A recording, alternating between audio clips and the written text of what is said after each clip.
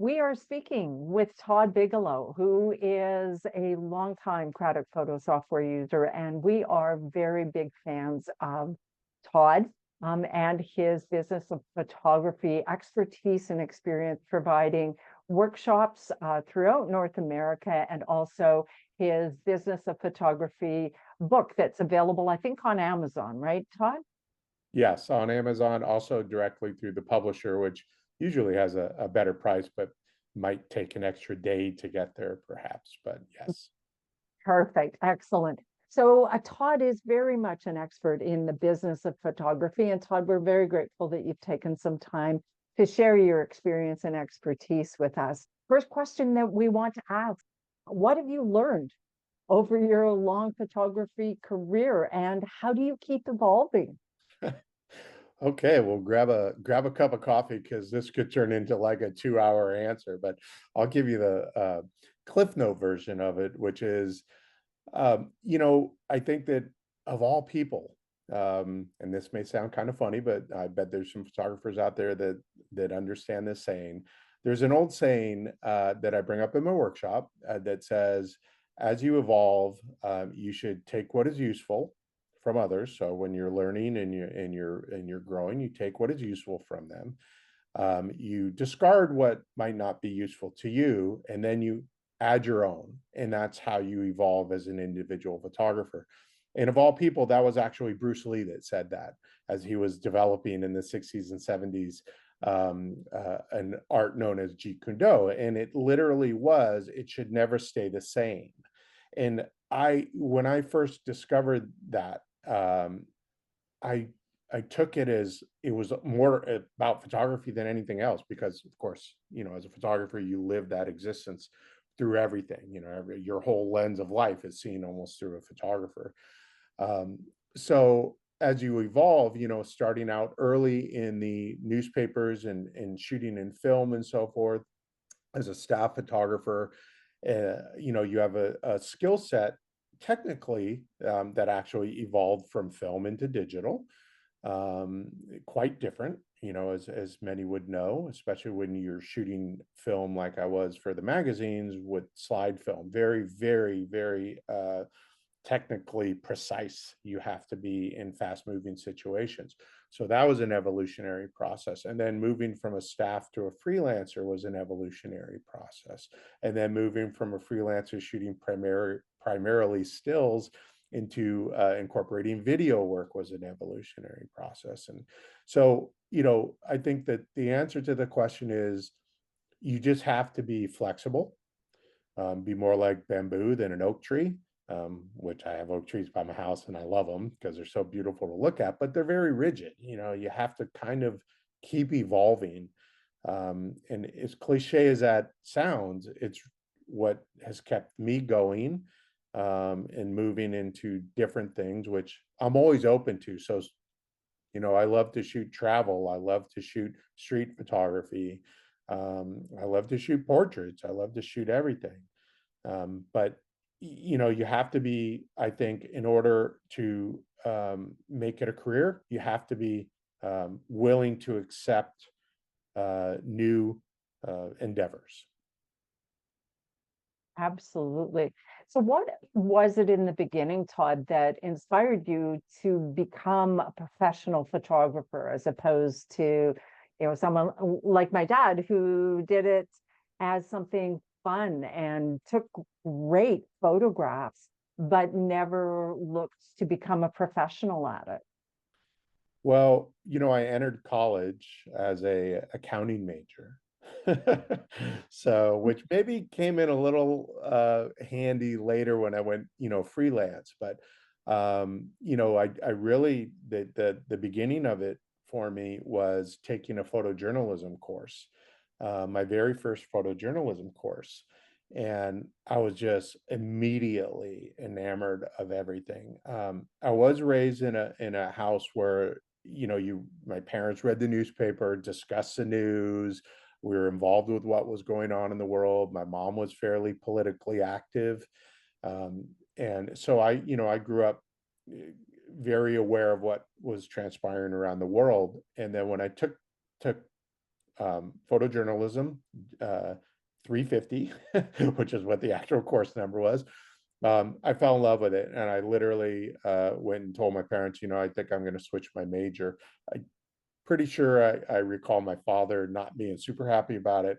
My mother seemed pretty thrilled by it, and then the it went forward from there, and got my first internship unpaid while I was working my way through college. So I had a job at Ralph's grocery store as a checker, and then working a 40-hour internship. So I was really doing about 55 hours a week.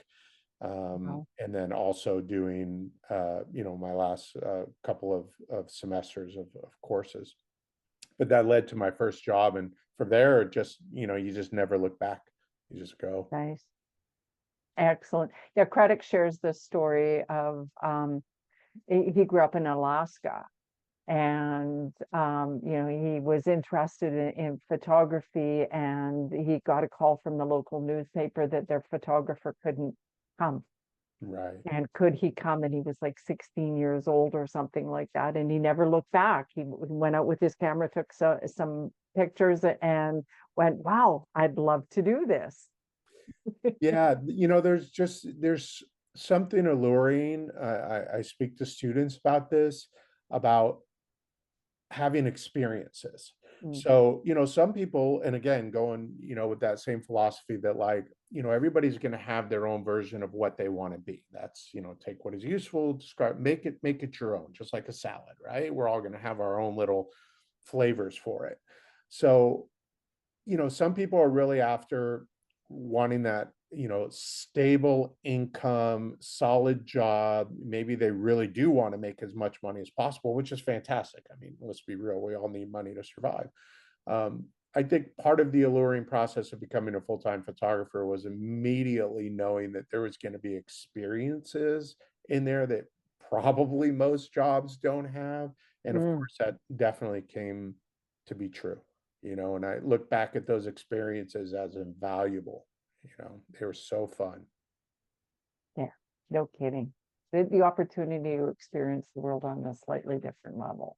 Right, exactly. And if you're good enough, and I was fortunate enough on somebody else's dime, so it's even better. Exactly, which is the living the dream, right? Somebody Right. else is paying for your experiences, which is wonderful. We touched a little bit on this before I started recording, but talk a little bit about how the industry has changed, because it has changed tremendously. Yeah, it has, and I think we're all pretty aware of it. I do want to point out that when we talk about, like, how things change, I think it's really important to not sound like the old guy that's up on his porch yelling at everybody to get off their grass. I mean, I'm very accepting of change and always have been, and I tend to roll with it. Now, obviously some things can impact our business negatively, and that doesn't mean you have to openly embrace them and throw a party about it, but we have to accept that, all businesses change, all industries change, and we've been through several pretty radical ones. Again, when I started my first internship, there were newspapers in every community, so it was very Mm. easy to find that entry level position to show what I was capable of. And then that internship literally led to the same at the same newspaper to my first full-time job. And it was a small community newspaper where you learn how to do everything. And that really, really set me up well for my future as a freelancer, because, boy, you had to go out and shoot a portrait, then you had to go out and shoot a high school sports game. And then if the fire department had a fire they were responding to, suddenly your editors are telling you to race out to a fire. And you had to really learn how to navigate everything quickly. Those were the film days. And um, once I left newspapers and I went into magazines, I wanted to start freelancing for the magazines. And I worked my way up through newspapers and spent, about 5 years as a contract photographer at the LA Times. And I gained invaluable experience with all of that. The next level for me wanted to be uh, seeing if I can make it into, working with Time and Newsweek and Sports Illustrated and all those. And it took a push, and I had to get on a plane and go show my face in person, which I think is a important point these days. I do talk about it with students in my workshop and so forth, that the digital connection is fantastic. It's a great tool. It's an evolutionary tool that I didn't have when I was starting my freelance career. So I take advantage of it and I love it. But that doesn't mean that we necessarily throw away all the tools that were available to us prior. And I think one of the ways to really set yourself apart as a freelancer, as somebody that's trying to build a client base, is to meet as many people in person as possible. So at that time, when I was building my clientele, you got on a plane and you flew to New York and you flew to DC and you went to places where a lot of the publications that I wanted to shoot for, and some foundations and so forth, that hire photojournalists, were located. And you make a lot of cold calls, and the a majority of them for me would eventually lead into assignment work, but not all of them. And sometimes it took Mhm. several visits. So I think that's one way in which things used to be, which has been for the most part discarded. For the majority of photographers, don't really consider that a necessary step.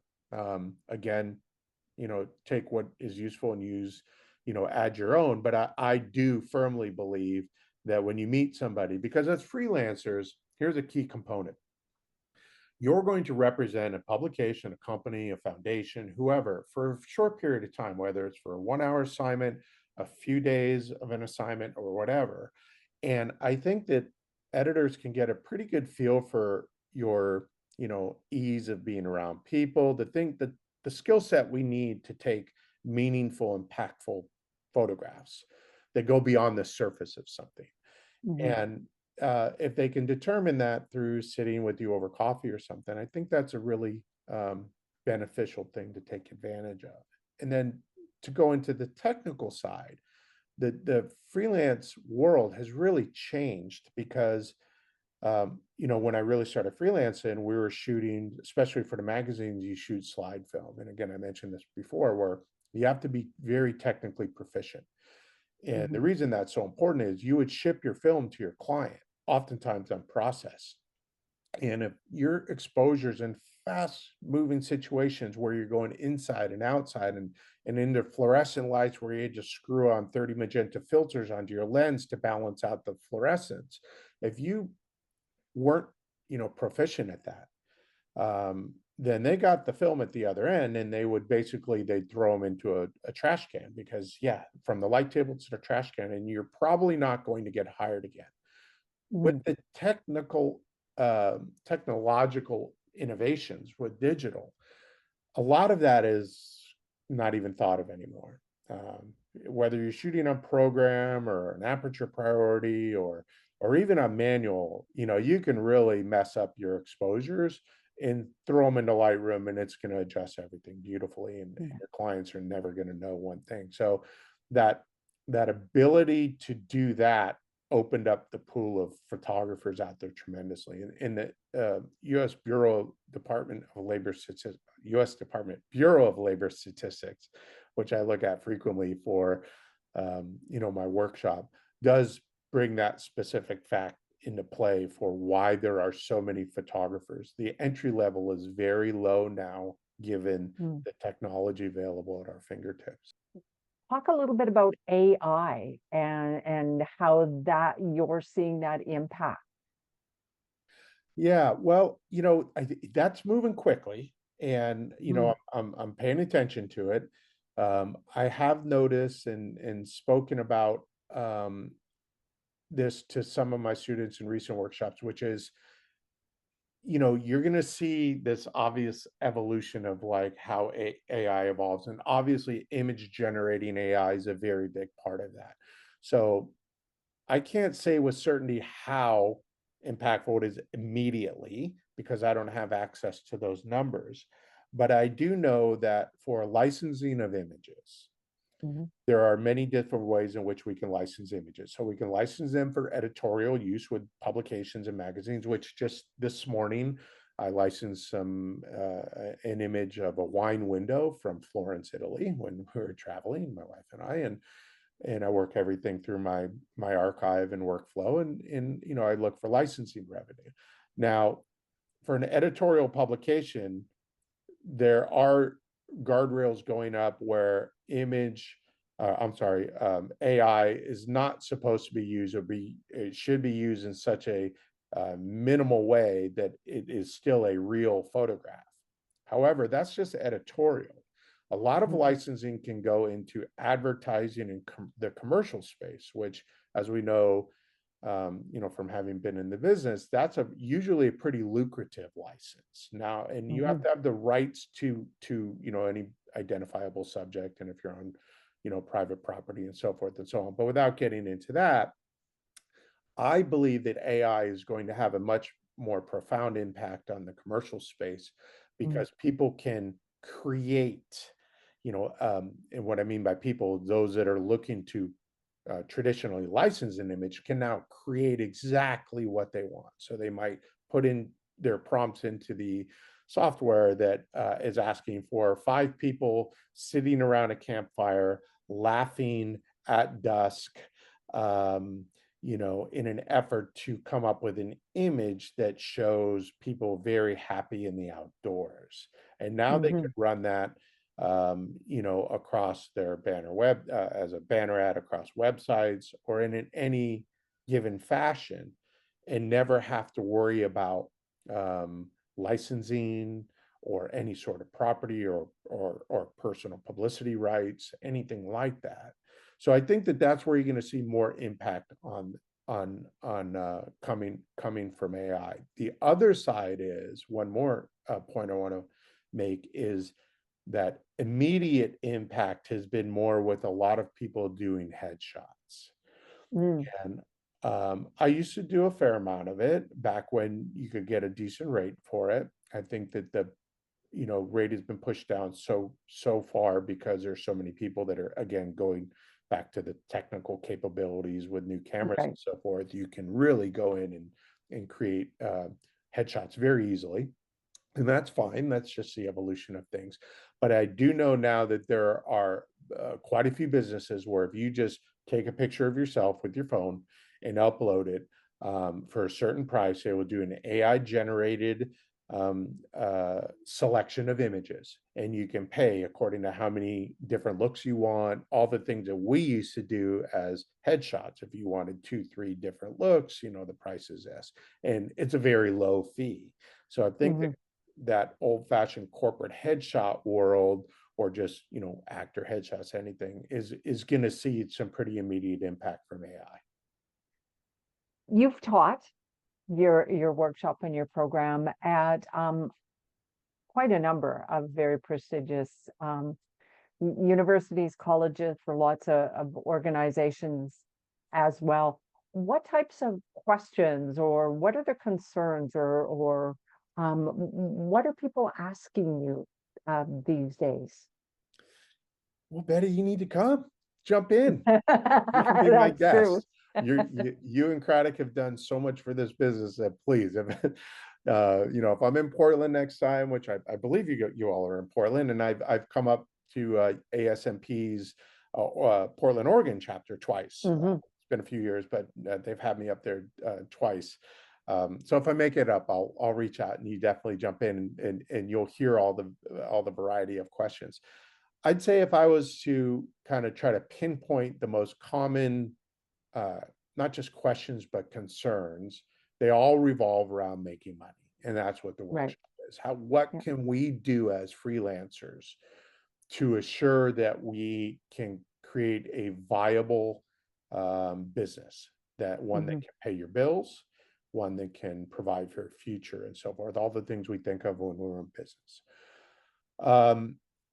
What I tell them usually generates a few laughs, which is, I thank them for coming. This is usually the beginning. I put up a slide. It warns that I may cuss a lot, because there's You haven't yet.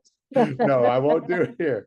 But in a private setting, sometimes I can get a little I can let it be known how I really think about some contracts that I've seen and so forth. That funny part aside, at the very beginning, I tell them I don't have the answer. Mm, And the reason is there is no the answer. There is no one answer. fair Oh, enough. if you do this, or even if you do these, let's like, BuzzFeed's 5 points you need to be a professional photographer. It's not true. Yes. Everybody's going to, again, find their own way, but there is no the answer. So usually the concerns range around, what do I charge? And of course, that's going to be met with another question that I'm going to shoot back was, what are you shooting? What type of rights are they looking for, and so forth. And a lot of times they're not familiar with that concept of like how to actually gauge how to value yourself based upon, Mm, is it a commercial client, an editorial client, a nonprofit client? And so my workshop does revolve around editorial, corporate, and nonprofit worlds, shooting for them, not so much, the commercial world.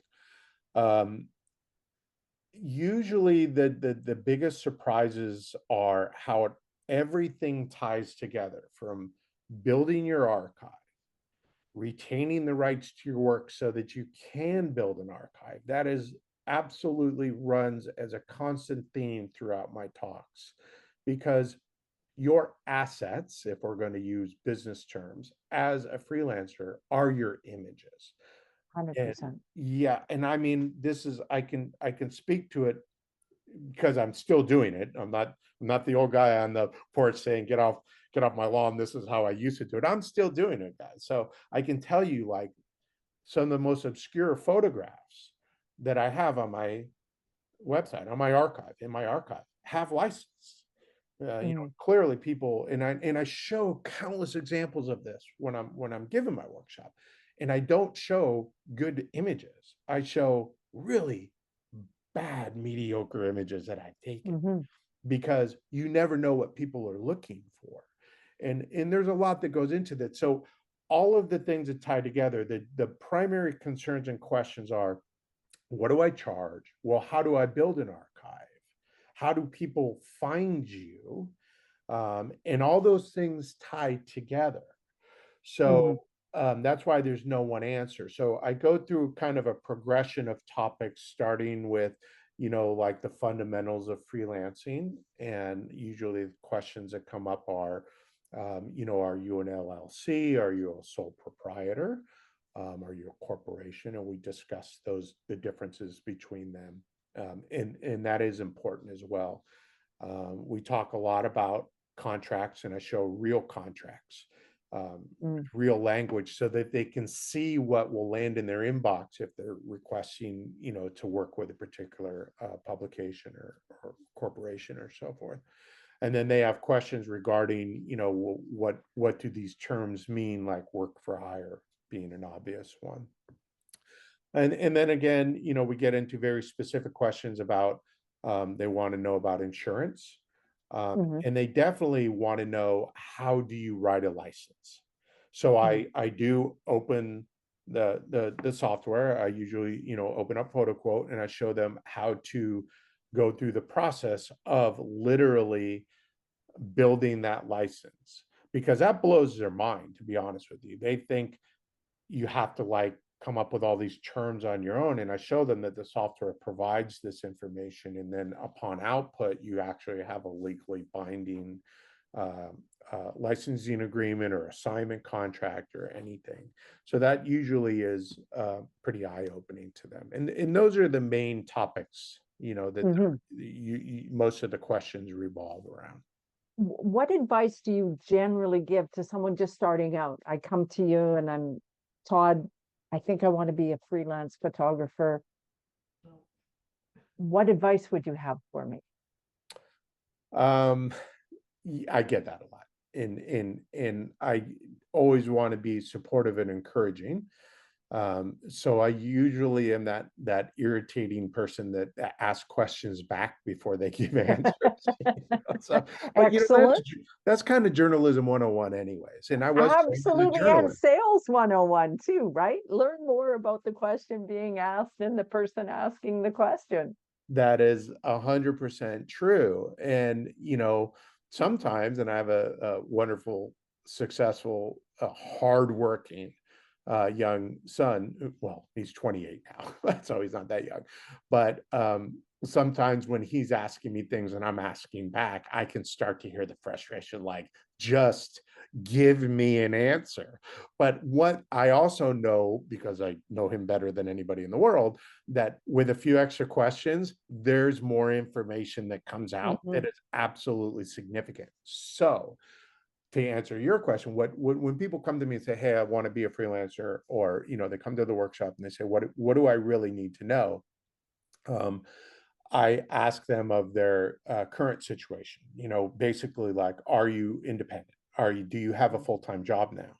Do you want to do this full-time, where you are doing this completely as your self-supporting, means of income? And because that's a big difference in how it used to be and how it is now. There are a number of photographers that consider themselves professionals, and quite frankly, they come and they show me work, and I, whether it's consulting on Zoom, they're good. But they're also very happy in making an income outside of photography and then pursuing their endeavors, which changes how to approach freelancing. So Fair enough. if Yeah. it's not 100% necessary to make your rent as a freelancer, a lot of them are perfectly fine with either going on the super low end of the scale for what they should be charging, which can impact the rest of us and does, Mhm. or not charging at all, which I have Mhm. many people say, well, I don't really need to charge, so I'd rather do it for free. Now, that destroys the business model for the rest of us, but I can't do anything about that. Uh, Yeah. so I ask those questions to anybody that's interested in going into freelancing, and depending on their answers, I take them in that direction. So if they want to be a full-time freelancer, I ask them if they have clients now, like, or are they just stepping out and hoping to just build a website and wait for people to come in? And oftentimes that's what they do. And they need to take it to another level and be very aggressive in their pursuit of clients. And if they're on the other side, where perhaps they're already making money, maybe they work at Costco and they earn a decent living, 24, 30 hours a week or something, then I would encourage them to really uh, be aware of it. They want to go full time at some point, to not value themselves at a very low level because they don't think they need to, because Mhm. they have other income, because that can come Right. back to bite you later. 100%. One of the things I talk to people about is, it's really easy to lower your prices. It's really hard to raise your prices. So, always start with that in mind. If you're giving someone a discount, let them know it's a discount. Here's my regular price, and I'll do it for you for this. Otherwise, they're always going to expect that lower price. That is, as you know, I mean that's 100% true. And it's about valuing yourself. So, and also it's also the perception of, if you value yourself so low, what sort of perception does that provide your client? Uh, Hmm. and quite frankly, if I'm going to hire a plumber, and let's say I get three bids, there's an old saying, like, throw out the top, throw out the bottom, and go with the middle. But if somebody is really demonstrably low on a bid on something, there's kind of a warning sign there for me. Why Hmm. are they so much lower? Are they an unlicensed contractor? Do they not carry the bond and insurance that might be necessary if they're going to start opening up walls and so forth in my house? Right. Um, so, and for me, that is really, really important to tell freelancers, is that you have to have an understanding of where the market is. And I do provide that in the workshop, based on, and I rely on Craddock for a lot of the research in pricing, price information that you guys provide. But I also share from personal experiences what clients will pay, so that if a new freelancer gets a call, that they don't, so value themselves so low that they may pick up some work, but their business model is never going to be, they're never going to be able to sustain themselves financially. 100%. Right. Yeah. They're just not making enough money to pay the rent or anything. Craddock talks in one of our conversations also about giving clients ranges. And one of the things he's very adamant about is if someone's asking for a price, don't give them a range, because they'll only remember the lowest part of the range. So if you say it's between 500 and 5,000, they're going to come back to you and say, well, you said $500. 100%. I mean, that's those who understand how to do it, we all generally have that same understanding, and that's so true. And it is something I also mention to photographers, which is if somebody says, oh, well, let me just ask you just off the top of your head, what would your fee be? And to which point I say, well, I always want to give you the fairest and most, realistic estimate. So why don't you email me exactly what you're looking for? And I promise to respond. And I usually respond with a very professional quote, which I do through using the photo quote software, Craddock software. I mean, it's, that way it's in writing. I do it quickly. It's not difficult to do. And it eliminates any potential issues later for, oh, well, I thought that when you did this, it would include this. And especially when we're dealing with, and this kind of goes back to your other question, well, what are some of the questions you get in your workshop? In assignment work, especially in the editorial world, the fee is often contingent upon not just one factor, but how long it's going to take for you to go out and do the shoot, which is something that's really funny, because a 30-minute shoot should not be any less valuable than a 3-hour shoot, because if I can do that shoot in 30 minutes, it's because I've attained the skill set to come in and do that shoot in 30 minutes in a professional way and deliver that to you. So 100%. aside from the actual shooting portion, there are the rights portion.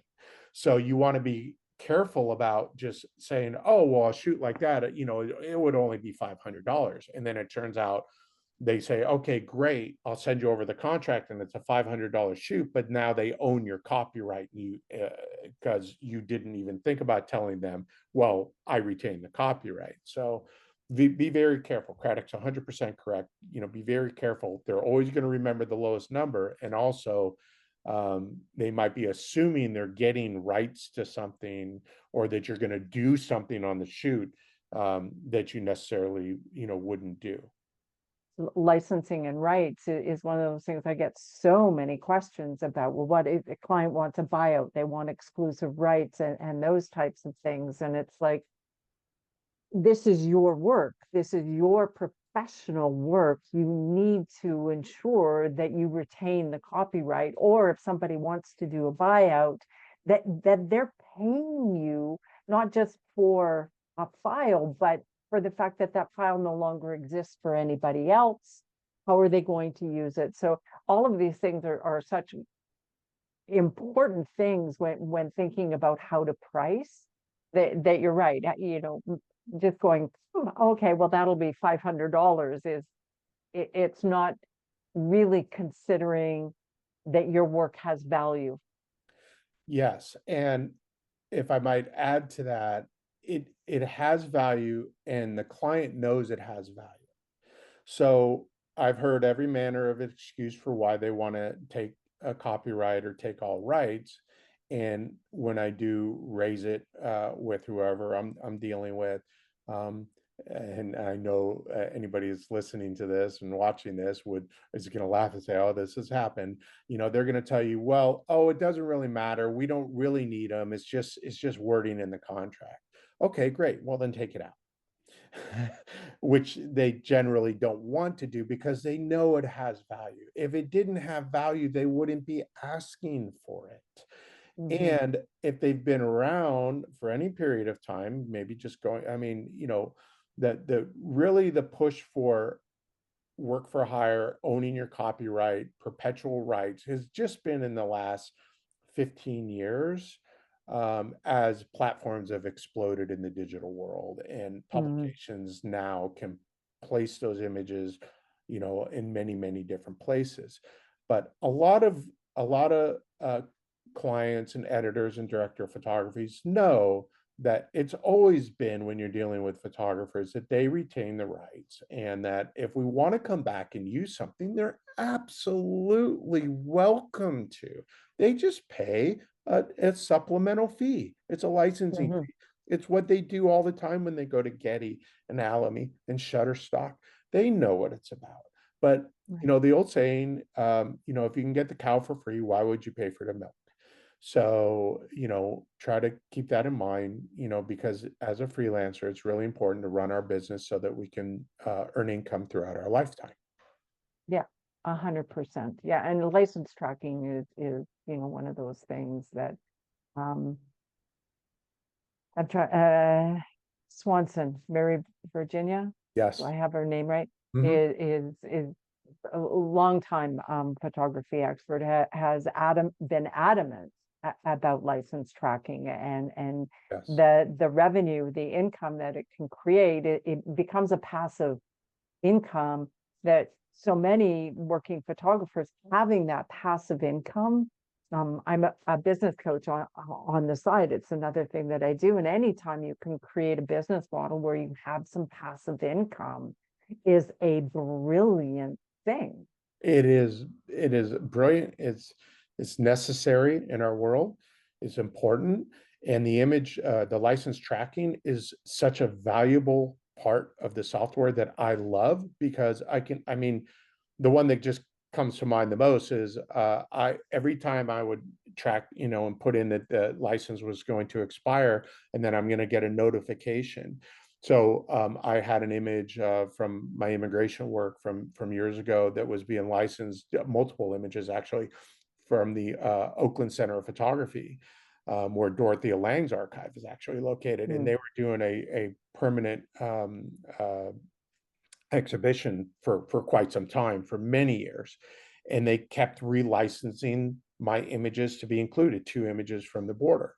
And it was great. And every time it was a very fair, simple negotiation. Nobody's getting like rich. Anybody who thinks like you're charging $50,000, each time a gallery wants to put them up, for 6 months or something. Obviously, you're not aware of what the fee structure is. But over time and altogether, those 500,000, 2,000, several $1,000 licenses, they add up. And mhm. by being aware of when they expire, I would always just reach back out to them about a month in advance and just remind them. And then that would, oh, great, what we want to keep it in, can you send us a quote for continued use? And I would usually discount it a little bit each time as a sign of loyalty and thank you, and giving them a little bit of a break. And it's a great tool, and one that we all need. Mhm. Absolutely. Yeah, and it's I think one of the things that the younger photographers, especially coming in, that there's an awareness of needing to know and understand that it's not just taking the image, it's the rights to those and the license to those. Ultimately, that is the value of your work. Yes, it is. And the way I address it with some of my students is that holding on to your rights has kind of two components that are very, very important to me. One is I need to help provide Mhm. income for my family. Of course, I mean that's paramount. But second is a lot of the work that I do is important to me. It has social context. There's subjects in there that respectfully gave me their time to come in and document their lives, and to just hand those rights off. I mean, I have no control over how those images are used. That part is equally as important to me as the income. Mhm. I want to make sure that those who do license my work, um, are doing so in a manner that is reflects how my images were set to be seen and how I Nice. shot them. And quite frankly, I've had my I know you know this. I've had a lot of my work has been stolen and used without authorization. And I've been a very big proponent for holding onto your copyright, registering your copyright with the United States Copyright Office, And I do pursue those that use my work without authorization. And, along the border, which I've shot at since the early 90s, I've had several Congress people, presidential candidates use my work without authorization. I go after them, one, because they didn't request use, and two, because they're twisting it to use in a way that is not only inaccurate, a false narrative, it's just being used to serve their personal interest. And that really does not sit well with me. So I go Mhm. after them for that. So how your work is used is 100% determined by if you hold on to the rights to determine how your work is used. That's what the copyright law is for. And that's a perspective that I hadn't even thought of. Thank you for that. Yes, absolutely. We all hold for ourselves a certain standard and values, and having your work used to represent values that are not the intent of your images. Yeah. Yeah, that's really important to me, and my colleagues. I know a lot of my friends, it's very important to them. And then also just implore freelancers to take their business seriously, to value themselves, to try to do everything they can to retain the rights to their work so that they can develop an archive, to learn how to leverage that archive, um, be flexible, always be interested in learning more, jump on webinars, attend workshops, conferences. I've done so many myself. One of the great things about sometimes being asked to speak at a conference is you speak for like 2 hours and then you get to immediately go and sit in on many other topics. And I always do that, and it's really, really beneficial. So as I say, just keep learning, continue learning.